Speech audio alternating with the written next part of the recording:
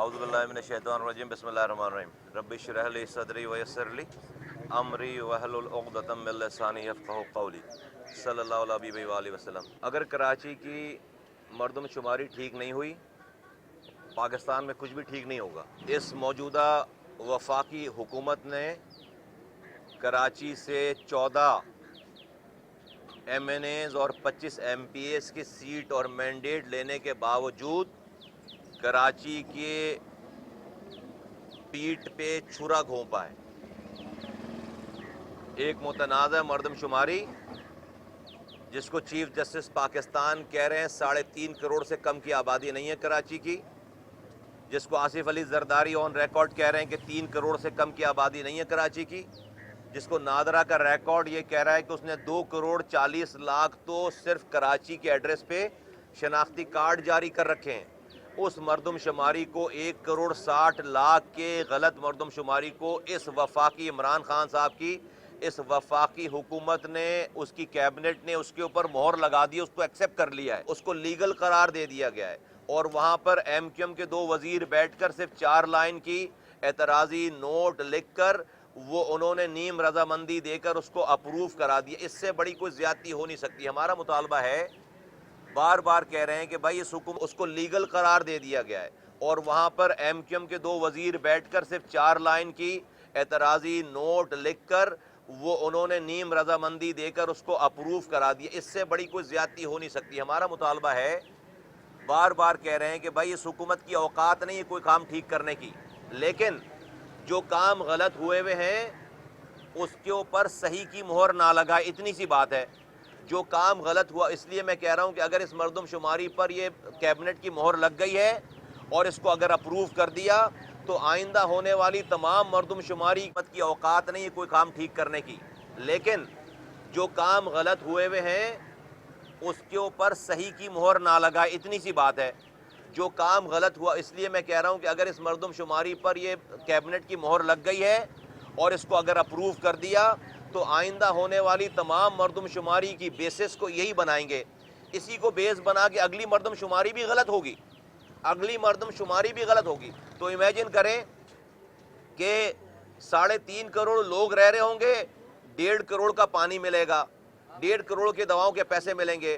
1.5 کروڑ کی اس کو تعلیم کے پیسے ملیں گے، یہاں پر روزگار کے مواقع وہ نہیں ہوں گے، یہاں پہ سیٹیں وہ نہیں ہوں گی، سب کچھ تباہ برباد ہوگا۔ اور کراچی جو کہ پاکستان کا ریونیو انجن ہے، پاکستان کی اکانومی کی شہرگ ہے، کراچی کو تباہ کرنا ملک کو تباہ کرنے کے مترادف ہے۔ اب اس پہ سیاسی پارٹیوں کا ذرا طرز عمل دیکھیے۔ پی ٹی آئی نے تو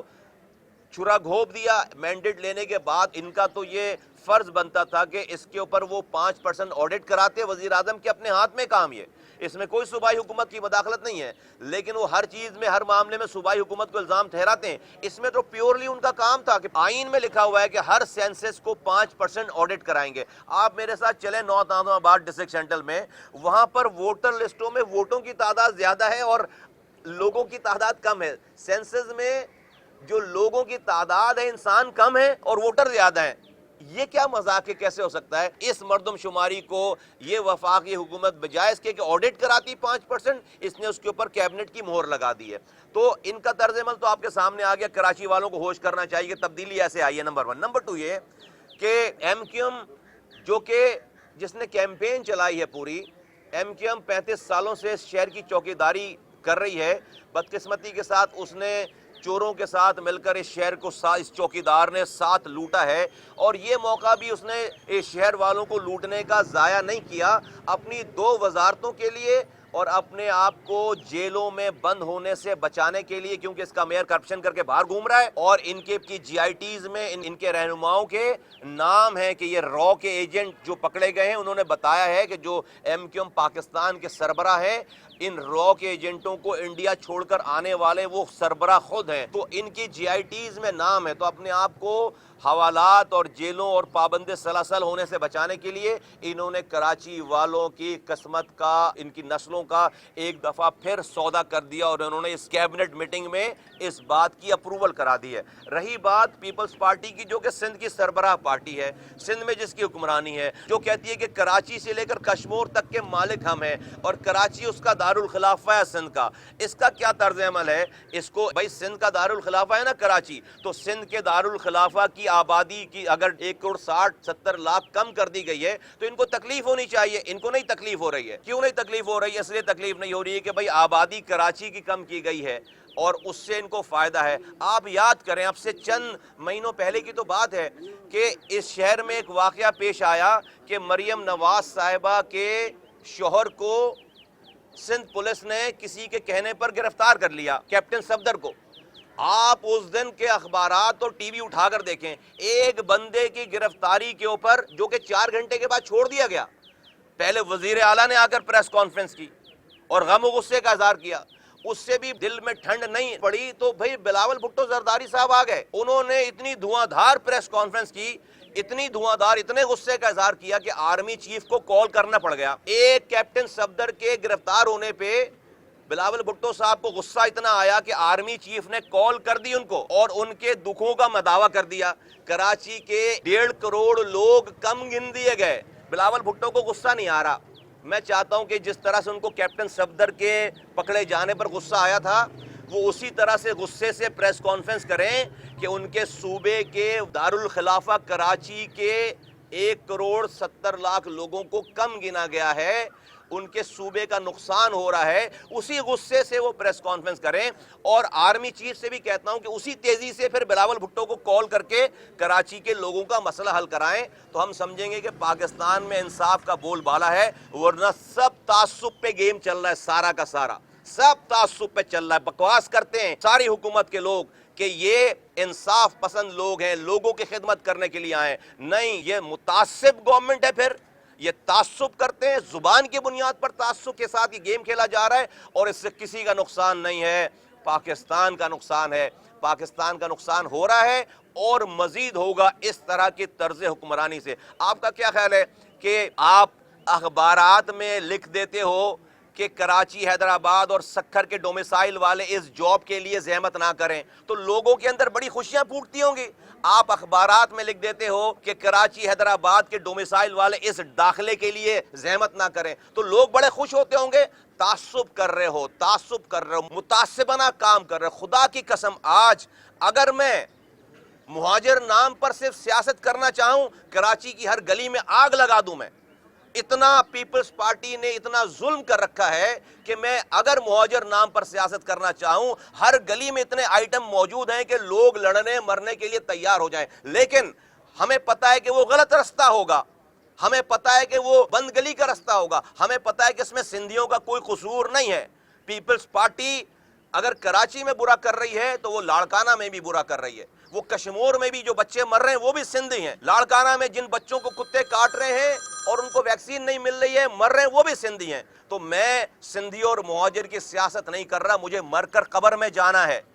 مجھے اللہ کے آگے جا کر کھڑے ہونا ہے۔ مجھے پتا ہے کہ وہ بھی کلمہ پڑھنے والے لوگ ہیں، یہ بھی کلمہ پڑھنے والے لوگ ہیں، یہ رسول کی امت ہے، یہ رسول کی امت میں تعصب کر رہے ہیں، ٹکڑے ٹکڑے کر رہے ہیں۔ میں یہ کام اس لیے نہیں کر رہا، اس لیے مہاجروں کو سمجھاتا ہوں کہ دیکھو، یہ سندھی تمہارے ساتھ برا نہیں کر رہا، یہ پاکستان پیپلز پارٹی کر رہی ہے برا، لیکن کب تک نوجوان میری بات مانیں گے؟ کب تک میری بات پر جو ہے صبر کریں گے؟ کوئی ان کو پوچھنے والا نہیں ہے کہ ایک عمران خان صاحب کی حکومت چلانے کے لیے پیپلز پارٹی کو آزاد چھوڑ دیا گیا ہے کہ پیپلز پارٹی سے بعد میں نپٹیں گے، پہلے جو ہے وہ پی ایم ایل این سے نپٹ لیا جائے، آزاد چھوڑ دیا، جو چاہ رہے ہیں وہ کر رہے ہیں سندھ کے اندر، کوئی پوچھنے والا نہیں ہے، کوئی پوچھنے والا نہیں ہے۔ میں سمجھتا ہوں کہ بہت دیر تک اس طرح کی طرز حکمرانی نہیں چلے گی۔ بڑا ظلم ہے، آپ نے ہم سے پانی چھین لیا، ہم نے کچھ نہیں کہا، آپ نے شہر کو کچرے میں ڈبو دیا، ہم نے کچھ نہیں کہا، آپ نے ایک نوکری نہیں دی سرکاری، ہم نے کچھ نہیں کہا، آپ نے ایک بس نہیں دی ہے ہمیں یہاں پر، ہم نے کچھ نہیں کہا ہے یہاں پہ۔ لیکن اگر آپ مجھے گننے کے لیے تیار نہیں ہو، آپ میری پاپولیشن، آپ مجھے اس پاکستانی گننے کے لیے تیار نہیں ہو، ہم خاموش نہیں رہیں گے، اس پر ہم چپ نہیں رہیں گے، اس پر ہم احتجاج کریں گے۔ کل کراچی میں لیاقت آباد کے لوگوں نے لیاقت آباد برج کے نیچے احتجاج کیا ہے، آج سے 15-20 دن پہلے شارع فیصل پہ احتجاج کیا، ریلی نکال کر لے کر گئے۔ اب یہ سلسلہ بڑھے گا، اب یہ سلسلہ بڑھے گا، اس لیے کہ مجھے ایسے ملک میں نہیں جینا جہاں پر مجھے یہ ملک کے ریاست کے لوگ، مجھے حکومت کے لوگ مجھے گننے سے ڈریں۔ कराची के लोगों को गिनने से डरें। ऐसे मुल्क में नहीं जीना, फिर हमें इस सीने से अच्छा मौत हमें पसंद है, फिर हमें मौत आ जानी चाहिए। लेकिन अगर ये रियासत मुझे गिनने के लिए तैयार नहीं है, हम इस पर खामोश नहीं बैठेंगे। दूसरी बात आपसे ये कहना है कि पाक सरजमीन पार्टी के झंडे के नीचे कराची में 28 फरवरी को अलासिफ स्क्वायर सोहराब गोड पर हम पख्तूनों का जलसा करने जा रहे हैं, सिर्फ पख्तूनों का। पाक सरजमीन पार्टी वाहिद जमात है जिसने सारी कौमियतों को यहाँ पर आपस में जोड़ा है, हमने आपस में जोड़ा, और उसका हम मुजाहरा करने जा रहे हैं कि कराची में पख्तूनों की भी सबसे बड़ी पार्टी पाक सरजमीन पार्टी है। वो इलाके जहाँ पर मुहाजिर और पख्तून एक साथ नजर नहीं आ सकते थे, एक दूसरे की जानों के दुश्मन थे, आज अल्लाह का शुक्र है कि भाई भाई हो गए हैं। और उसका मुजाहरा इंशाअल्लाह ताला सोहराब गोड के पख्तून 28 फरवरी को एक बहुत अजीमुशान जलसा करने जा रहे हैं अलासिफ स्क्वायर के पीछे। मैं कराची के तमाम पख्तूनों से कहता हूँ कि आएँ और उस जलसे को में जो कि एक तारीख रकम करने जा रही है, यहाँ पर हमेशा हमेशा के लिए नफरत की सियासत ख़त्म हो जाएगी। यहाँ पर हमेशा हमेशा के लिए ज़ुबान की बुनियाद पर लड़ाने और मारने और मरने की सियासत ख़त्म हो जाएगी। और इंशाअल्लाह ताला एक झंडे के नीचे आकर हम सिर्फ अपने हुकूक की बात करेंगे। जो मजलूम है उसके साथ खड़े होंगे, जो जालिम है उसका हाथ रोकेंगे। ये नहीं देखेंगे कि मजलूम की ज़ुबान कौन सी है, ये नहीं देखेंगे कि उसका मसलक कौन सा है। अगर मजलूम है, पाकिस्तानी है, इंसान है, हमारा भाई है, और जालिम कोई भी हो, चाहे वो मेरी जुबान बोलने वाला हो, मेरे मसलक वाला हो, मेरे मजहब वाला हो, उसका हाथ हमें हर हाल में रोकना है। अब इस पाकिस्तान में दो ही कौमियतें होनी चाहिए, एक मजलूम और एक जालिम, और जालिम के हाथ को हमें रोकना है इंशाअल्लाह ताला। देखिए, अगर हम सुबह से लेकर शाम तक होने वाले वाक़यात पे अपनी नोहा पढ़ना शुरू करें, खुदा की कसम दिन गुजर जाए, हफ्ता गुजर जाए और महीनों गुजर जाए, ऐसी दास्तान है। ना आपके पास टाइम होगा, ना आपके अखबारों में, ना आपके टीवी पे टाइम होगा, और ना किसी के पास सुनने का टाइम होगा। देखिए, इस पूरे निज़ाम को तब्दील करने की ज़रूरत है। हमने बारहा इसके ऊपर आवाज़ उठाई है। अगर इस पर्टिकुलर वाक़े पे कोई अगर आवाज़ नहीं आई होगी, लेकिन इस इशू के ऊपर हमने बड़ा वोकल होकर इसके ऊपर बात की है। लेकिन इसका हल सिर्फ बयान देना नहीं है। इस निज़ाम को जब तक हम जड़ से उखाड़ कर नहीं फेंकेंगे, इन हुक्मरानों को या तो अल्लाह ताला इनको नसीहत दे, या तो इनको नेस्त व नाबूद करे अल्लाह ताला, और आवाम को इसके लिए जुड़ना पड़ेगा। बयानात से काम नहीं चलेगा, हमारे साथ जुड़ना पड़ेगा लोगों को। आप हजरात का बहुत शुक्रिया, थैंक यू।